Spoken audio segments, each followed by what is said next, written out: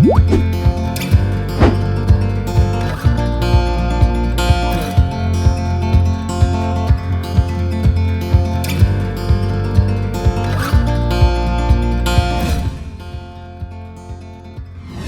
ada persiapan apa-apa. Kita memang pengen sih hubungan berlanjut ke yang lebih serius, cuma memang belum ada next step yang kita lakukan gitu. Apa ya, untuk pertunangan memang secara gaun pun memang disarankan untuk menutupi. Karena takutnya ada terjadi yang hal gimana. Tapi memang kalau saya pribadi sih, kalau memang ditanya sudah atau tidak, ya saya menjawab apa adanya gitu. Saya instan kan, kita kan pengen yang terbaik lah gitu. Bukan berarti saya nggak yakin dengan Lesti, justru saya harus juga berusaha untuk meyakinkan diri saya bahwa saya bisa menjadi sosok suami yang baik, bisa menjadi bapak yang baik nantinya. Dia baik dan belum jauh lah ya, belum lama.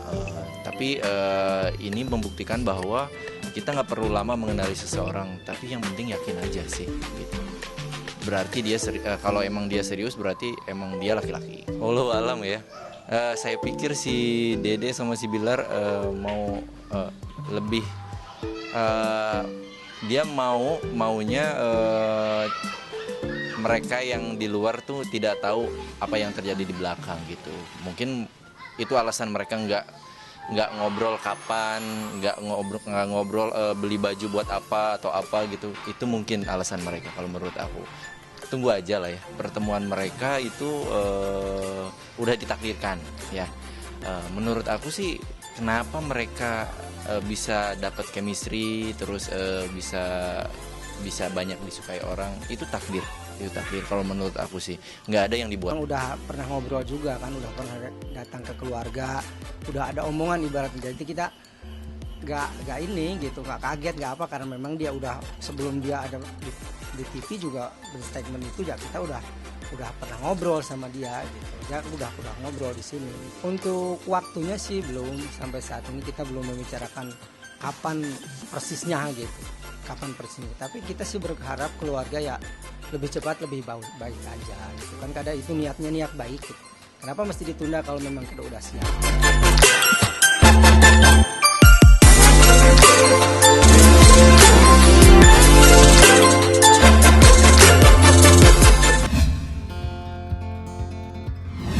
Kalau untuk lamaran kayak di TV gitu ya, kita seneng aja sih sebenarnya kan. Kak Bilar memang udah pernah ngobrol juga kan, udah pernah datang ke keluarga, udah ada omongan ibaratnya. Jadi kita nggak ini gitu, nggak kaget, nggak apa, karena memang dia udah, sebelum dia ada di TV juga statement itu ya, kita udah pernah ngobrol sama dia gitu. Ya udah ngobrol di sini gitu. Ya maksudnya ada keseriusan gitu untuk itu gitu, untuk ke Dede itu ada keseriusan. Maka mereka ngomong di TV, kita juga udah nggak kaget tuh, karena dia memang udah pernah ketemu sama keluarga, terus ngobrol bahwa memang dia itu mau serius. Saya pribadi sih, kalau memang ditanya sudah atau tidak, ya saya menjawab apa adanya. Berarti belum ya Bang? Belum.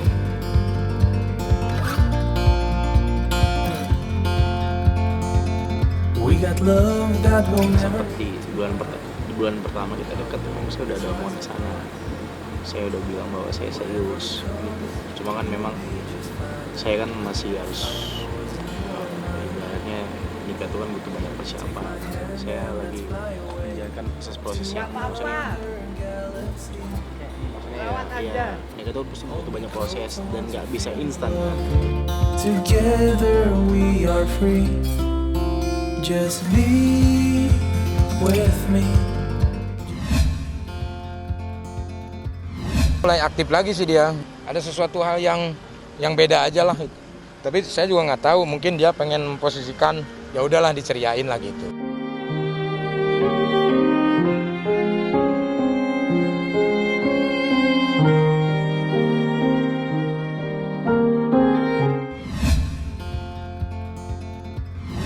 Merawat kehamilan muda itu susah-susah gampang. Dalam arti sebenarnya itu mudah dilakukan, tetapi pada kondisi tertentu orang itu merasa susah untuk bisa melampauinya. Pertama, yang paling banyak di Indonesia itu adalah karena asap rokok. Asap rokok itu sudah terbukti tidak bagus untuk peredaran darah, termasuk peredaran darah dari ibu ke bayi. Nah, itu bisa mengganggu pertumbuhan janin. Berikutnya, yang kedua adalah asupan nutrisi. Kita ketahui kalau kita datang ke dokter pasti akan diberikan semacam tambahan, walaupun kadang-kadang tambahan itu tidak diperlukan kalau nutrisi kita sudah cukup. Jadi sebenarnya kalau asupan nutrisi kita sudah cukup, tidak perlu tambahan roboransia atau vitamin. Berikutnya yang ketiga adalah yang perlu diperhatikan adalah mental. Bagaimanapun juga dari sisi mental kita itu punya semangat untuk hidup. Itu secara umum manusia. Demikian juga pada saat menerima proses kehamilan itu, dia harus siap untuk menjadi ibu. Seringkali segala yang ada di dalam tubuh itu sangat dipengaruhi dengan ketidaksiapan diri untuk menjadi ibu itu.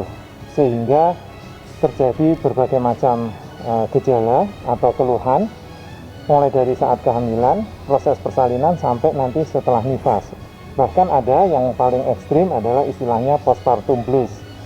Jadi ada suatu depresi setelah kelahiran, karena inti dasarnya adalah ketidaksiapan untuk menerima kehamilan ini. Berikutnya adalah istirahat. Istirahat yang cukup dan olahraga itu sangat diperlukan untuk menjaga sirkulasi darah agar tetap lancar dan badan tetap bugar. Tetapi olahraga pun tidak boleh yang ekstrim, misalnya loncat-loncat atau segala sesuatu yang bisa menyebabkan benturan pada daerah perut. Kalau persentasenya itu sekitar 20%. 15-20% kehamilan itu bisa terjadi kegagalan di awal kehamilan atau istilahnya keguguran.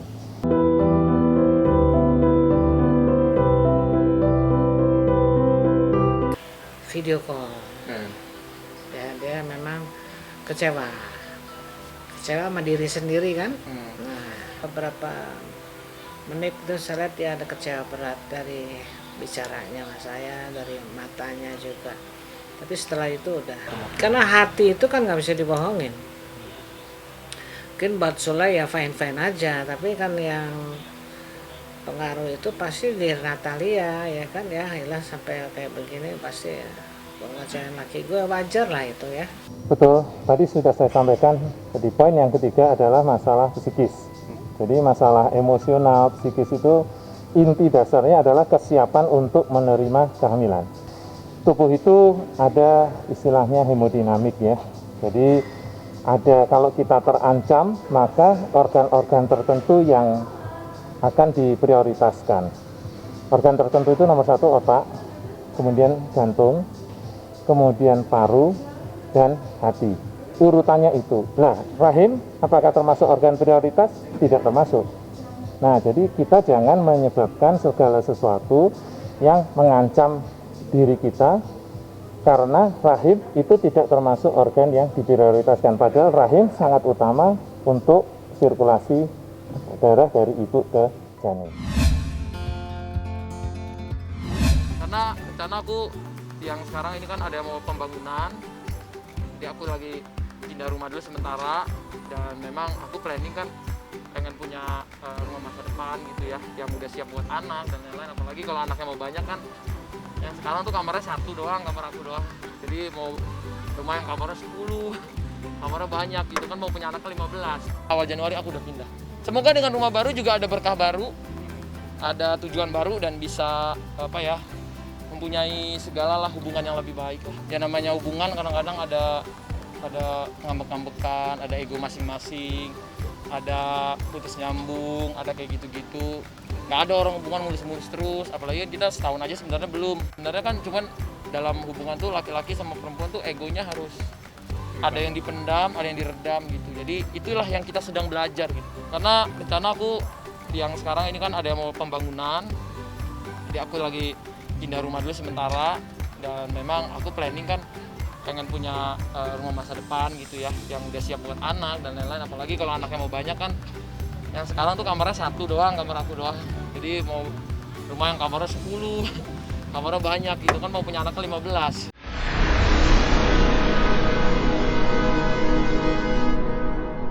Jadi jangan lupa untuk subscribe Cumi Cumi. Ditekan ya tombol lonceng merahnya.